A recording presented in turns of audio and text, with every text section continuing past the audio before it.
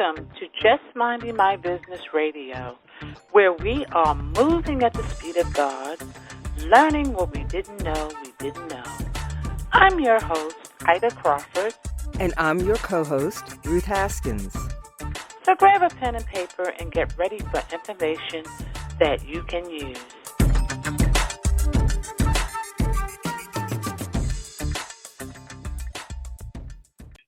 Welcome to Just Minding My Business Media. I hope you are having an amazing day. A huge thank you for joining us. We are so happy today to welcome Thomas Helfrich. Did I say that right, Thomas? You did. You can Helfrich, depends on what part of the world you're from. But I'm going to accept that as an answer of yes. Judges? Okay, Thomas is the CEO of InstantlyRelevant.com. As a product of the .com boom, he has had a front row seat to watch as the rise of technology and human creativity combine forces. He is here with us to bring a long overdue conversation on how AI is spearheading the new normal of digital marketing and debunk some of the concerns out there. Well, welcome, Thomas. I am so happy that you're here. This is right up my alley. Thank you for having me. I appreciate it. Absolutely. So we already know you've been in the .com world since forever. I would say I was I was a developer during that time, and not, I was probably I wouldn't say too young, just too inexperienced to know what to have done with the .com. If I was myself in my 20s, I would have been in the .com, I think. But back then I was just a developer trying to figure out which way was up. Okay. Well, I was definitely back in there. I think when I first entered the computer field, it was mainframe. So all the computers were like big as rooms, and they had to have this huge room to house everything. So now it's like they still have these huge rooms, but they have hundreds and thousands of computers now in the huge room. So AI, before we even go any further, let's explain to our audience exactly what it is. Well, AI, being artificial intelligence, is everything we can't do in technology that we talk about. No, it's jokingly. It's the idea that you're leveraging high levels of compute, machine learning, and a lot of data to, in my point of view of it, is to accelerate humans, maybe not replace them. But AI is very powerful. It can crunch numbers, it can make predictions, it can do all kinds of things based on different models. But leveraging artificial intelligence, or maybe augmented intelligence or accelerated intelligence, in where I think it's kind of an interesting applications in marketing and maybe in lead generation, things like that. But that's what it is, artificial intelligence. The joke is that it's everything you can't do in technology. But the reality is it's machine learning, compute, and data put together. Okay. So when you say machine learning, can we break that down just a tad bit? That way people understand what that means. Sure. It's when a computer can learn from the interactions with data or with humans, and instead of a human always saying, that's right, it has the ability to learn from signals. Meaning, one of the examples is when you train something in machine learning, it would be like, is this a ball or is this an apple? And you showed a bunch of pictures of balls, and eventually the machine can actually recognize a ball versus an apple, or a volleyball versus a basketball. And that's when a machine is just doing the learning based on what you've given as input or signals, and then it becomes more confident with it and can do it pretty quickly too. And then machine learning sometimes has to be undone first to remove bias and noise and other things in the decision. But it's powerful technology. It's at kind of the core of AI. Okay. So that's a good description of what it is. So now that we've debunked what it is, okay, how can people use it to enhance their business? Yeah, there's lots of applications. There's a lot of hype around it too. So I'd say anybody who's looking at AI, take a step back and really think about what the problem is you're solving. So if you have a problem in your business, maybe it being invoice processing because you have a good volume of those, AI might be part of the solution. If you're trying to figure out, the best combinations of the universe of how it may have been formed, AI is a really good solution for that because you can't do the math in your head. So the point is get your business problem, either be, huge or something very, narrow and deep, and then look for solutions that leverage these types of technologies to help you solve it and automate it and do as much as it can for it. And that could be, like I said, that could be done from writing content to lead generation to invoice processing to business process to, solving the mysteries of the universe or of life sciences, anything else. There's a lot of applications, but it all starts with kind of what the problem is you're solving. Okay. Because I'm dipping and dabbing a little bit in AI. And what I've been doing is using it to create content. If I want to do like a post, say on LinkedIn or something like that, I have an application that I'm able to put in what I want to talk about, and then it goes out and brings me the words. And all I have to do is just do a little bit of editing to make it mine. That's right. And you made a good point there, right? So it's human led. And that stuff's usually based on GPT-3, which is generative pre-trained transformer, I believe is what it stands for. But the point is, it's the AI that can go out and figure out what to go say based on some context or content. But what I find, though, is that you still need a human very much so to lead it and refine it. But it is an accelerator to creating content. It doesn't replace what you can do. It certainly will help improve it if you know how to use it correctly. But that's a great application because it can go out and discover things, and it knows more things about the internet and content that you're talking about than you could ever possibly digest and understand. And it can give you some ideas back with it. But that's a very good use case for creating content. And there's a lot of GPT-3 things that's based on technology from OpenAI. There's free, not free, open source versions and other things, but very, very powerful technology. We use it daily ourselves, but it's always human led because a human definitely needs to. You still have to line that to that business goal we were talking about. So if you're writing GPT-3, it's great, but if it doesn't align to the business goal, why are you writing the content? Is one of the questions you'd ask. So it has to still tie to a goal, and then you have things like tonality and all the. Make sure there's no plagiarism in it and all that kind of stuff that goes with it as well. Yes, absolutely. Because the software that I use, it'll ask me if I wanted to be in a witty tone or if I wanted to be in a professional tone or right. depending on, what I'm talking about. So yeah, and it takes maybe like 2 minutes to go out and bring me a whole paragraph, actually 3 paragraphs of what I asked it to talk about for me. Yeah, and the interesting thing is because of how it discovers content and it creates it to some degree original based on what it knows from the sources it got, it creates an SEO friendly writing off the bat because it's finding things that are that are out there and easily found as part of it. I do find that sometimes, though, it gets a bit repetitive. So if you write on the same topic you're asking it to, it sometimes repeats a bit. So you have to be conscious of that. But I'll tell you another really interesting use case for a podcast we did for fun. I literally went in an afternoon and used the same type of technology to write the 25 outlines for a 1 minute podcast. So on different topics, different tonality, and just like things with these types of, humor based. And I'll spare you the podcast name for right now. But the point was only that I filmed the whole thing in an afternoon.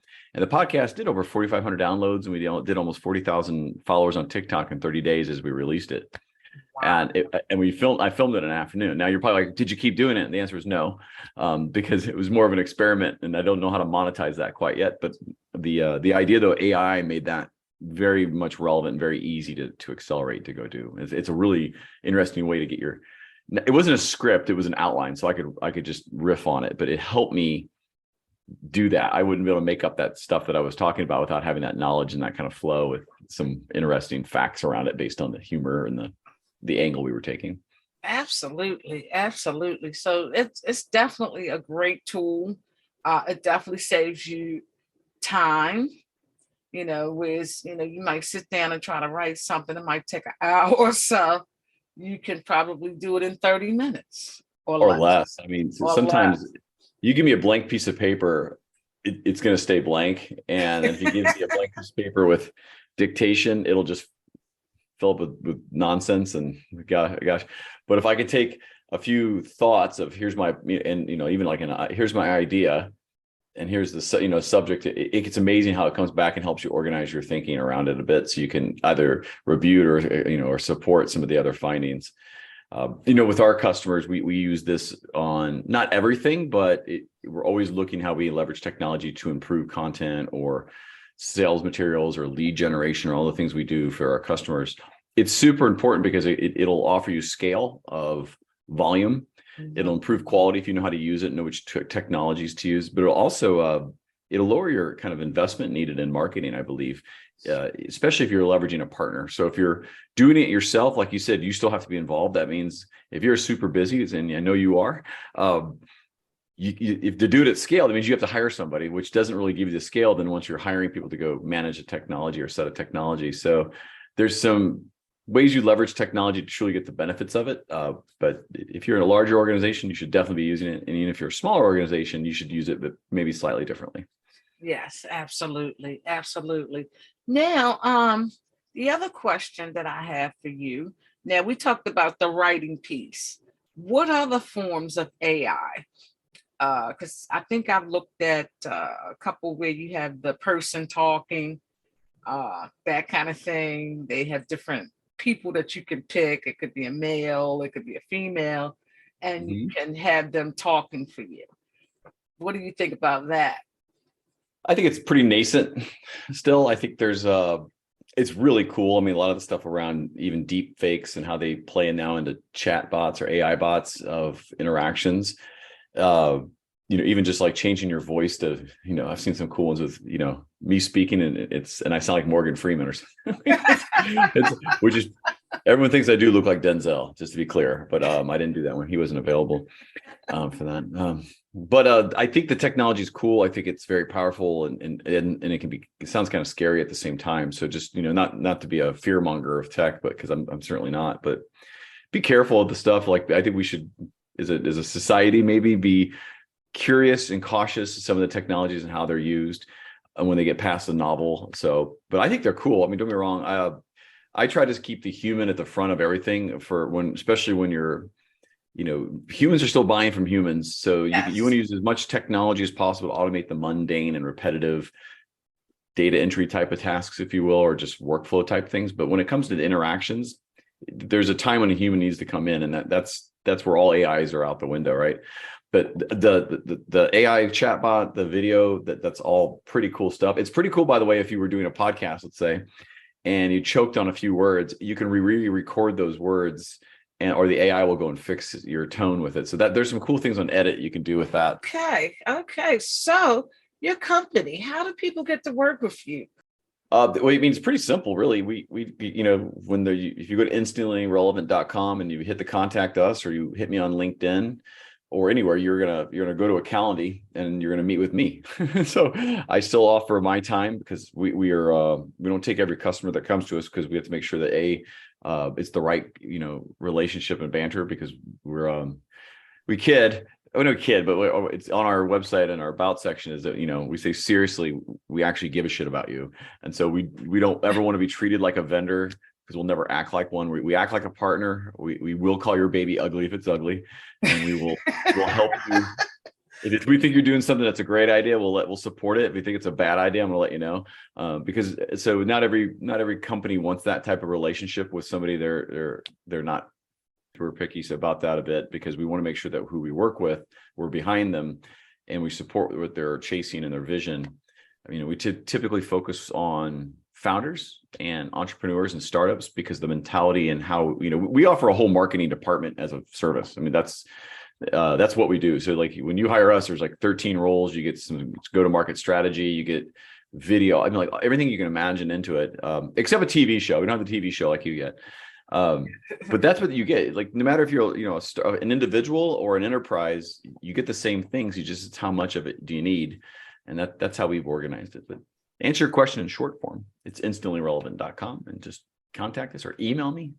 I love it. I love it because I'm a on hands person as well. When I'm working with people, it's important that we talk about their goals. They tell me what their goals is. I suggest certain things, and because you want to make sure you are vested, just as much vested as they are in their company, and it makes a difference.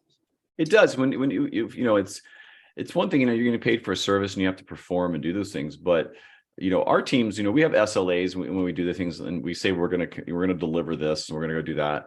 But our teams are encouraged to deliver 20-25% more than what's on the SLA if the time's available. And one of the reasons too, we want to make sure that I'm very cautious of working with clients that aren't they're kind to me, but not employees, right? Or people that work for us.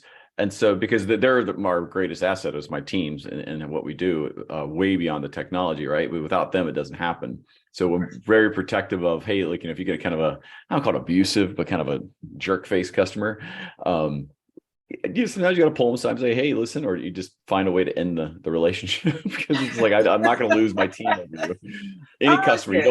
You can't lose your whole team over a customer ever. No. You shouldn't. So there's a word of advice. If you have a bad customer, let them go and then go post about it. Yeah, I call them customers from hell. Maybe worse. Hell might be the outer ages. There's some, but we've been very lucky. We've had a lot of really good customers, and the worst case scenario ones are some that are just more picky than others. But we help them get out of that space of, we say, don't chase perfect. Right. And if you're a person who does chase perfect, you're always gonna have troubles getting what you want delivered and never achieving the goals because you're losing so much time on the minutia of it. So don't chase perfect. Get your head out there. I always say that. Get your head out there. Yeah. So, but wait. The joke, I started Instantly Irrelevant because I hate writing. I hate creating. I really don't enjoy it. But I needed to scale if I wanted to accomplish things I did. So the whole idea and notion behind it was, can I use AI to accelerate this? And can I use humans to enable it on my behalf in a model that's sustainable and affordable, even for someone who's just figuring it out, right? And my background, I think is probably relevant to this, is because it's an intelligent automation and AI innovation systems, right? So it's applying AI to automate process. It's applying technology to automate process with the intent to accelerate a human and not replace them. And you take those same principles and I apply them to this marketing world where I see just an enormous amount of waste, an enormous amount of just overhead and endless measuring of, trying to get a KPI to an extra 1% when you're only spending maybe $5,000 a month in ads. Like, that's not even worth it. Like, just write a few more ads and experiment some more. Like, try I'm like, don't line a resource up to something that costs more than the percentage gain that you're looking to go do. Yeah. I've seen this. I mean, I see it, like, that's like you rinse and repeat that across the whole marketing department. And it's not that you don't need marketing departments. You just don't need, a marketing CMO and then a director and then a manager for each department and then 3 coordinators for each manager and then a handful of writers. And it's like, there are so many more effective ways to go do that. Yes. And I think a lot of companies are starting to move into that direction because it's less overhead. Without the results. The overhead's fine if you're getting results, but a lot of times it is just bloat. It's just, yes. And it's a lot of, and I find in the corporate world, jokingly, I've never, the book I'll write, it will be called Never Been Promoted because I never have been. I already own it, neverbeenpromoted.com. And so it's on the to-do list for 2023. But the idea is that I see the W2 world as really just like everyone's there to protect their job and not actually advance. So there's so much process and nonsense and waste and Teams meetings and Zoom meetings that are just like, you could have sent an email and yes. It disgusts me. And so unfortunately for me in the corporate world, I tend to be vocal on like, why do we have this meeting every week? Because it's like, just send the email out and people can come back to you with questions. Right. I have to agree with you, working in the corporate world. I mean, they have meetings to meet. If you're doing a project or whatever, and everybody has a piece of the pie and we need to go over who's deliverables and things, that's something totally different. But just to meet, to tell you so-and-so did this, so-and-so did that, that's an email. It is. It's maybe a text. It's the funny thing is, or a chat. If you're, the rule I always had was if I'm not speaking in the meeting or I'm not, owning you can just summarize it for me later. Like, let's be effective with the time you have. Yes. I'll tell you, here's another tip for your audience that I started doing. I think it's been really effective. I noticed I was doing this master class for branding on Saturdays, and Saturdays normally don't work on things. Even as an entrepreneur, you got to take some days off, right? But I was finding like I go down about an hour early to kind of prepare for the class, and I got a lot of stuff done because there was no expectations for email, no chats, nothing. And so I was like, you know what? I'm going to make my Wednesdays Saturday mornings. So I block out my entire Wednesdays for learning. And the idea is to learn Google Analytics, learn how to do ClickFunnels, go do email automation, or how to use this, whatever it is some technology, or or how to write a book, like whatever it is, just learn something and it makes it really fun because you're still working towards something for yourself, but it's in the middle of the week. So you go really hard Tuesday and Monday, and you go really hard Friday and Thursday. And then Wednesday is broken up with something new, and you come out Thursday and Friday with a different perspective. So if you can make the time, even in a corporate world, just block out as much as you can, and someday go learn something. Yeah, I tend to do that in the evenings, like right after dinner.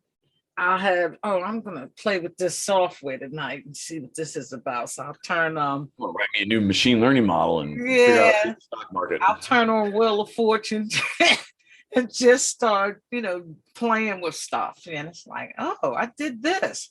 And I have to agree, you have to carve out that learning time. And being in the computer field all of my life, that's pretty much has been part of my DNA in terms of learning new software and things like that, carving out that time to just click on everything just to see what it does. You know what I'm saying? And I do. I like that you're still coding. I definitely remember myself to be a better developer than I was, for sure. But I think if I did any development, it's going to be to create a game, something fun, something like something just childish and probably potty humorish. That's what my son does. He's a game designer. That's what he does, animation and things like that. And that's cool. That's a real skill too. Animation's tough. Like, it's different to do a model of a game and game theory and the mechanisms of a game. It's another to make it look pretty.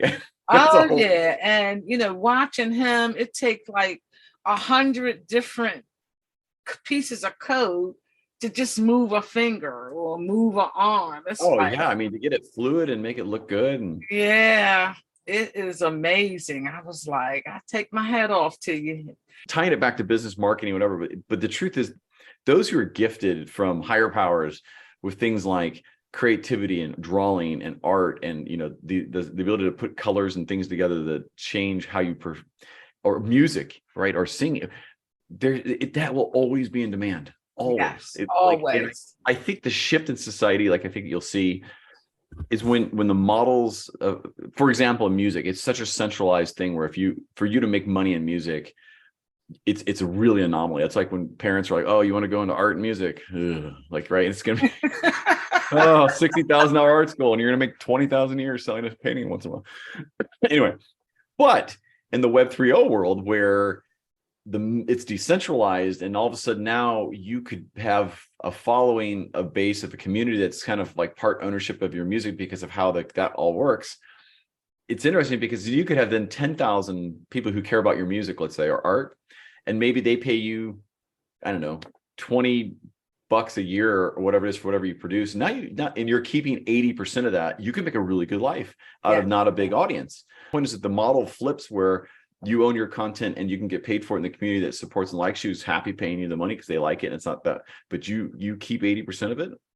Yeah. Or more. When you think of creativity, think of what you're doing in your business. The pieces that are always going to be rewarded are the creative sides of you. So try to let those out with the day to allow it to be coming out, and know that you're not wasting time. You're actually out there having fun and learning something for yourself, and it'll make your job a lot more interesting. Absolutely. And the one key word that you said was having fun. Gotta have fun with it. Gotta have fun with it. Wow. You gotta make money too. You gotta make money, and you gotta have fun, because people, basically when people feel your energy, they may not even know what the hell you talking about, but because you're so energized about it, they get excited. Exactly.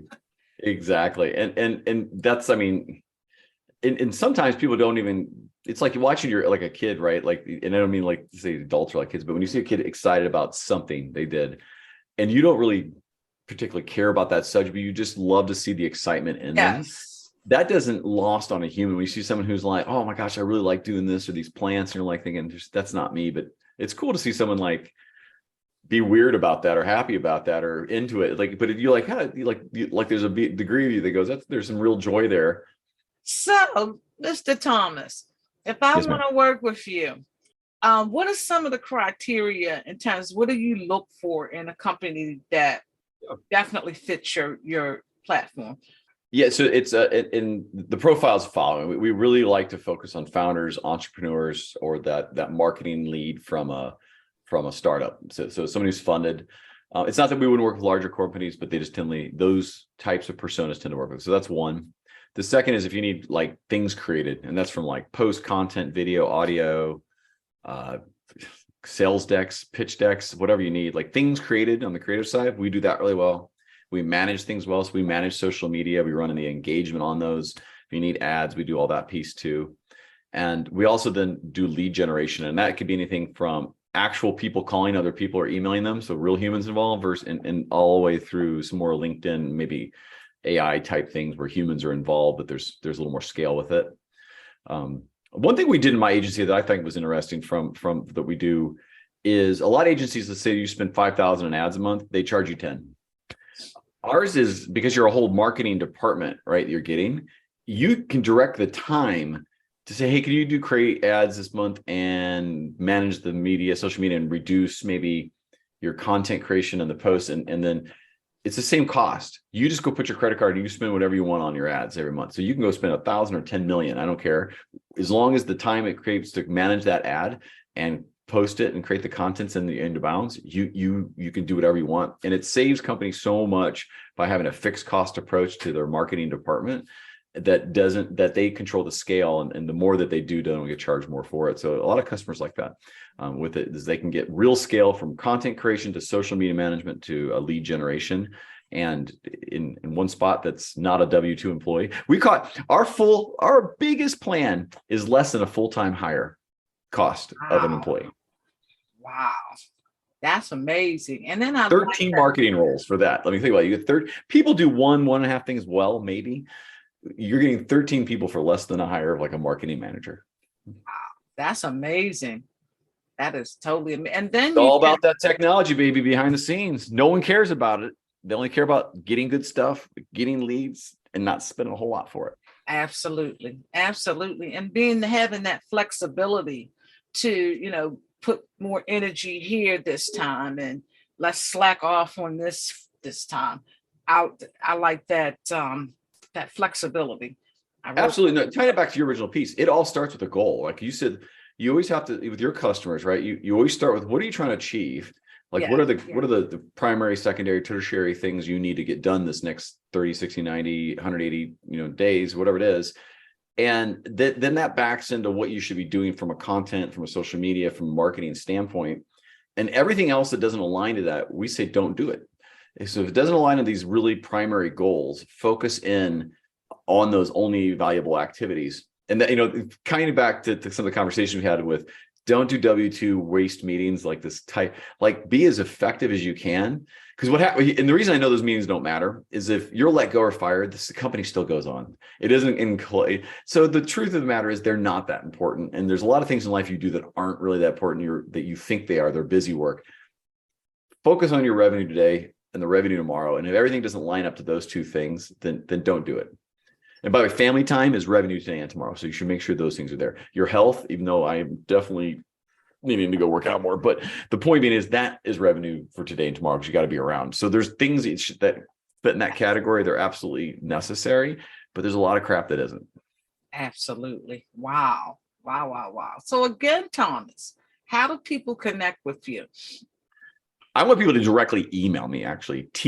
The letter T is in Thomas, T@instantlyrelevant.com. That is my personal email address. If I don't manage my own social media, I used to be 30 hours a week in social media. Now I'm 1 hour across 4 brands. And I will tell you, I am the one that actually replies to the t@instantlyrelevant.com. If they mention your podcast, I will give them some free content and maybe even a 30-minute marketing strategy session that we tend to really give good value on to customers, because I'll blow your mind on how I'll rethink about a few things for you.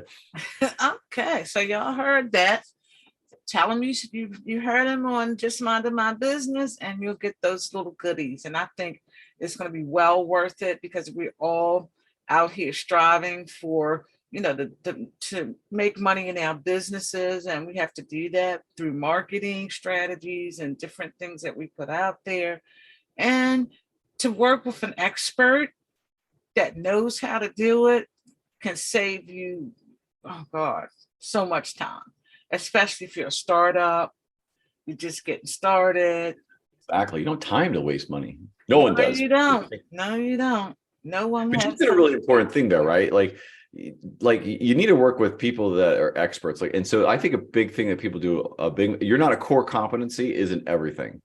And this goes back to the Chase Perfect. You really figure out what you're good at and why you're in business. Is it for a lifestyle? Meaning, like, I just want to make this much so I can do this over the next year. Awesome. But don't do everything yourself. Like I have a good following on LinkedIn, like 177,000 people. And the moment that I finally let go of managing my social media and creating all my content myself, that's when that took off, is when I actually allowed this scale to happen. And it was hard. I mean, I created a whole company around it. It took me 3 months to let go of those things. And it's not that I'm not involved, but like, is you're a business owner, like, let go of things. Like let your core competency, what you're really good at, be the thing you really focus on, and let others around you solve the problems around it. Because that'll help you determine what you should be charging in market and what you should be delivering as a service. It'll help you focus, and it'll make your life a lot better too, right? Because you'll be happier doing the thing you love to do and what you're good at the same time. Absolutely. Absolutely. Wow, Thomas, we are going to definitely have to have you back. This was actually fun. I like your humor. And we definitely want you to come back for sure. Thank you. If you're on my LinkedIn profile, you'll see my links as the best meeting of your week.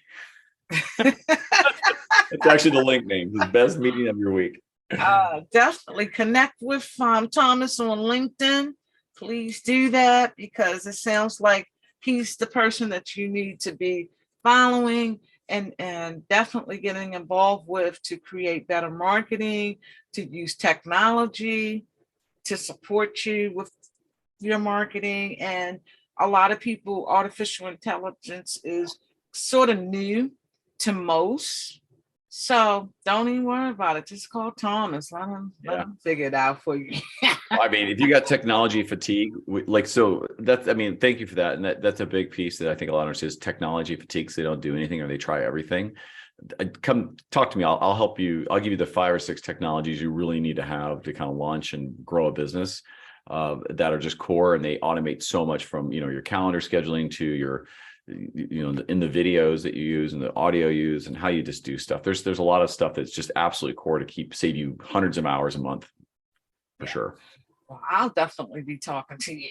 I already gave you one. I'm not going to promote one technology or another, because a month, 2 years from now, Fidelity, that company might be gone. So, but I will privately tell you for sure. Yes, absolutely. Well, thank you so much, Thomas. We truly appreciate you, and thank you, audience. If you have comments, you can definitely. We have tools on our podcast where you can either leave a voice comment or you can type your comment, but we want to hear your thoughts about what you've heard.